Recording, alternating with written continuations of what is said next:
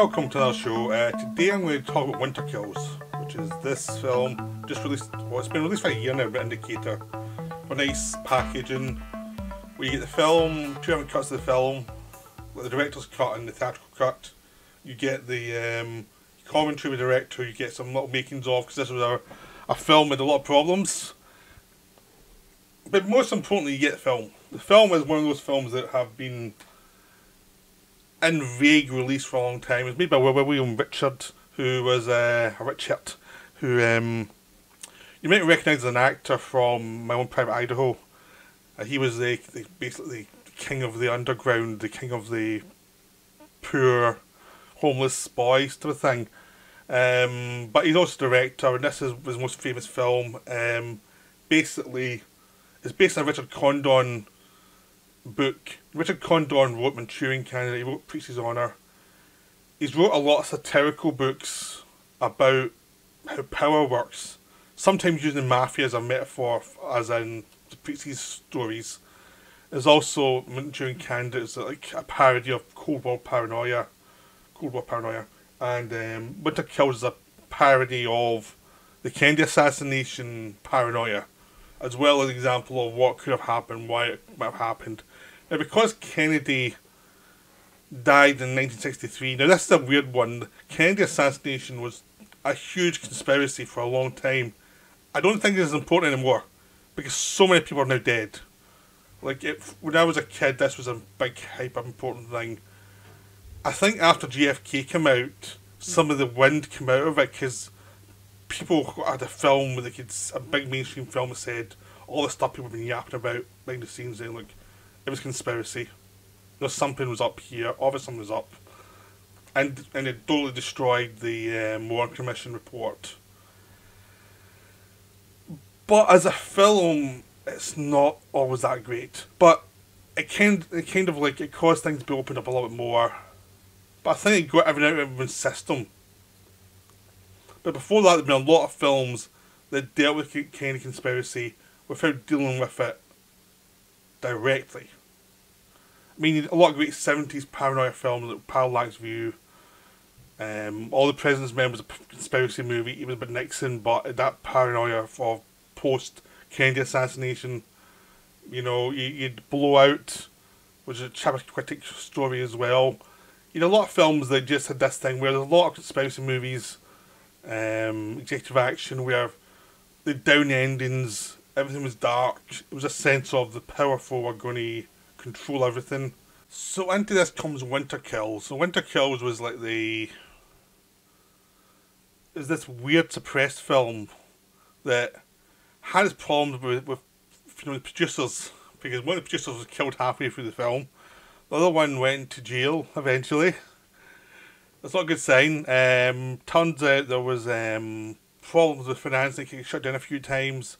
Like, sometimes it wasn't shit, we were paid in cash at times. Yeah, that's a bad sign. So the producers, they were problematic. And the film was shut down, and then what happened was, it wasn't even finished, but basically because they made a new film, the director, William Richert, was making a film with 2 of the stars, Jeff Bridges and Belinda Bauer, after it, over in Germany. He shot, again, a few scenes left to shoot, so he shot them there while he was shooting another film, using the budget of the other film, and then they could release the film. But by the time the film was released, because of all the problems it had, the damage was done, so even though it's a big all-star cast, because there's a lot of people interested in the subject, it didn't do well. It was barely released, and no one had interest in publicising it at all. There was a lot of reasons why, mainly I think because it hit so close to the bone. And if you know anything about the studios in the 70s, as they were owned by lots of companies with various ties that, like, companies were all linked in weird ways, and there was a lot of interest from different parties, and some of whom did not want this kind of stuff out, or this conspiracy theory stuff out, so they just kill the film, just barely release it. But the film did get out, and people did see it. It was shown in Moviedrome, And that's when I first saw it. But since then, it was hard to get hold of until Indicator released the film. It's just a suppressed film, even though it had a big star cast. It's like any other subject, this film was promoted up everywhere. I mean, there's lots of really terrible films starring John Huston. He was in it as an actor for no money that have been released God knows many times, but this one, nope. So it tells you something. If Jeff Bridges is the star, you think, well, if he's the star, they could get money out of this one because he's still a very well known actor. He's a consistently well known actor for like 40 years. You'd think, or even 50 years by now, you'd think that would make it easy to sell. No, they did not sell it. It was like a mystery film. So obviously enough people were interested in not having this film seen. And it's wonderful. It's really wonderful. And it's all of its flaws that it has are intentionally part of the fabric of its conspiracy theories. It's kind of like Existence in that way, where the things you point out as the flaws of the film from a traditional point of view is actually part of the thematics of the film. And the film wouldn't be what it is without those things there. So it's part of its makeup, it's part of what it's about. So it needs to be there. So the film is about Jeff Bridges plays this guy who runs a ship, just oil rig stuff. He's transporting lots of stuff. Like he's but he's someone who's in hiding from his life. Since his half brother was killed years ago. His half brother was a president who was killed, and was very mysterious because there was a warrant, there was a commission report on the killing. Some guy was the person who was meant to have done it. No one thought did it, but the commission said no, they did do it. Even though and this guy was killed not long afterwards in the police station. So you can talk. So it becomes this thing very Kennedy, very much Lee Harvey Oswald, Jack Ruby, and all that stuff. So everyone suspected something was off. So, but it was kind of covered up and no one talked about it again. And now, a guy who says he was one of the shooters arrives, face burnt off, to Jeff Bridges and gives him details of where the second gun was hidden. And the gun was hidden in this place at the crime scene and no one found. So Jeff Bridges goes with someone from his company and a police commissioner to go and see if it actually exists, because they want to know basically, but they kind of don't want to know at the same time. They find a rifle, then everyone else is killed in a car, apart from Bridges, who's now trying to track down what happened. He goes through all these conspiracy theory things, like he's dealing with his father, played by John Huston, who is a braggart, who's a power industry guy who's really rich, all these women around him. He's basically like Kennedy's father, who's a big industrialist. And Huston plays it to T. Huston's of a whale of a time. I mean, Jeff Bridges is a straight man. He has to be concerned, and he plays a really interesting character who's someone who's been kind of stunted by both being part of this rich family. So he can do whatever he wants, but he doesn't want anything because everything's there for him. So he finds it hard to create his own personality, his own drives, because he's lost. He doesn't really have anything he needs to work for. So it becomes very vague and hard to find, hard to deal with. So he's this vague figure going through life without a reason for being. And plus the murder of his brother's taken a lot out of him. So he was expected to become a political guy and he never did. Just I think also instinct that you don't want to go there. So as he starts to uncover stuff, he starts to go and meet with mobsters, with ex-policemen.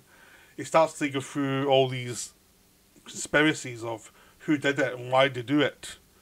And of course it leads to the revelations that it was an inside job from his own father. Or from his own father's company, which is run a lot of times by Anthony Perkins, seen in the picture above, who's the kind of conspiracy-minded paranoia guy in control of all this information in this one building that's has details on everybody so they can manipulate, so they can blackmail, and it becomes almost like an idea of what is the power structure in America. Like, who controls the power structure in 20th century America? And it's people who know the details. It's lawyers. It's not the big front men. Front men that get rid of money, but the people who run it powerful are the lawyers. But also, how do you keep people away from the information? Well, you obscure it. You have this lead leading this way, one lead leading another way, and you're never quite sure. They don't all match up. And actually, this is something someone even said in the film, is like, they obscure it so much that, and it contradicts each other so much that you end up getting so tired that you just give up. You just don't want to know because you can't make head or tail of it. Which, doesn't that sound like today? Really. The Trump stuff and the Biden stuff and all the rest of it is like, there's so many conspiracy theories about what's happening with election counting. It's like, you just give up. Like, I don't care anymore. Do not tell me anything else. Or anything to do with modern politics, is that kind of feeling to it. It's like people will obscure stuff all the time. Like, we're meant to be living in information age with lots of information, but someone's always controlling the information, so you only get what you've been told, really. And anyone else who says they're indifferent is either a crank, which a lot of them are. A lot of them are just insane. But why are they still promoted? Because obscuring information makes it easier to hide the real information. So it becomes this thing, this film about the modern age. Like, the kind of conspiracy is kind of like the little thing that drives the plot, but it's all about how people have to learn their place in the information age. Like, the gangsters have some power, but only so much, because they can get taken down quite easily if they rise above their place in the pecking order. Like, they've got an area where it's like, you do what you do, but if you go against us, we'll arrest you. And you see people who are arrested. You know, the cops as well. Basically, we don't pay a proper wage, so we make you have to take kickbacks to live a decent life, so we've got you in your pocket. So you do whatever we tell you. You've got nightclub owners who are trying to get in to the power structures and overextend themselves when getting debt, so they're kind of under the thumb. And you even get Jeff Bridges, who's got a girlfriend who turns out to be an actress who's been paid by his father to control him. And it's just so much conspiracy where you can't, you feel that Bridges knows all of this instinctively, so he keeps his distance from the world. And now he's been forced to deal with it. It's pretty crushing. So it's a really fascinating film about the way society works. At the top level, or the capitalist level, where it's all about making money. And it turns out the brother was killed because the brother didn't go along with the company line. You know. And that's why it was about money. It was about not following your orders. Like, the brother they paid all this money to get the brother in power, and then he became more liberal than he should have been. So that's why they had him whacked. And it's like, okay, did the father get him whacked? Did this company, or was it someone else? I would have been played, because by the time we get to the end, by the time we get to talk to Anthony Perkins, he has so many different conspiracy theories. He throws at you in about 2 minutes. Your head does spin a little bit, because it's just so much. It's like, did some of the people we even saw, were all of these actors, or were some of them real and some of them not? We don't know, because we can't know, because it's this weird information things that contradict each other, and it's like hard to get a hold of it. And you get the impression by the end, by the time Bridges has worked out what's going on, he's just given up. It's like, fine, you killed him, just leave me alone. You know, and basically the whole idea is that people just want the power structure to continue. They don't want anything to dismantle that. As soon as Bridges says, "Oh, I know what's going on, I'm backing off," it's fine. It's like, just know your place, you're fine. But you're never quite sure exactly who did what. Even at the end, you're still kind of not quite sure, but you kind of know that Perkins is the kind of puppet master of it all, and Bridges did beat him up pretty nastily. So there'll probably revenge for that coming to Bridges' character at some point. But it's a wonderful film. It's really funny though. I mean, that's the thing is, John Huston gets all the best lines. He's a total pervert throughout it. He's utterly immoral. but he's having a good time being king. But it also shows you the king has lots of liabilities and lots of problems. But so even though he's a king, he still has masters to deal with. That has to pay to, basically. There's always someone else you have to deal with. Even if it's your own power structure, you have to settle with, basically. Jeff Bridges is terrific as a lead. Anthony Perkins is amazing. He's in it for 10 minutes, but he's just so paranoid, but so calm, and just like, this is the way it has to happen just to make sure everything works. It's almost like it's reasonable. But he's kind of a metaphor for all the lawyers, all the people saying this is common sense. Just live with it. It doesn't matter if you're screwed over, just live with it. He's just great. There's a lot, Eli Watt shows up as a Jack Ruby kind of figure. There's lots of other people. Ratmaker shows up. It's a terrific film. It's really enjoyable. And it will make your head spin a little bit because it is wonderfully crazy. And to me, this is much more fun than JFK. JFK is like 3 hours and it feels it. This one, and it's really paranoid, and it's so focused on military JFK that it misses the fun of all the other weird stuff. But like, who pays? The military is just basically the shooters, you know. They don't count ultimately. It's like who controls the money that counts, and this film gets much closer to that idea. Like, it's like who controls the information, who controls the money. That's who you should be scared of, and who controls the flow of the money. So it's a really funny film. I mean, it's a good metaphor for even today. Is like who controls the money, who controls information. There's always people who control that stuff, and you probably wouldn't know who they are most of the time. So enjoy. But yeah, Winter Kills is great fun. It should be better seen, but it's not. But go watch it. It's really enjoyable, and you can still get an indicator. So it's a high recommendation for Winter Kills. I hope you enjoyed the video, and I'll be back soon with some more.